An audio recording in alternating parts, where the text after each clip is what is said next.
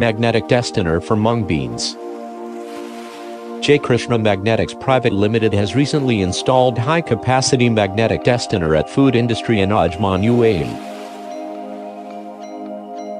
In this video, the separation of mung beans is done by our magnetic destoner. It removes mud balls, black stones and other impurities from mung beans. Mung beans fall down to the conveyor belt, which is Teflon-based belt. Whenever the beans fall down to belt, the remaining magnetic content is dropped into the outlet, and the non-magnetic content falls into another outlet at the front side. You can see the impurities which are removed from the mung beans, and the final mung beans after the separation process.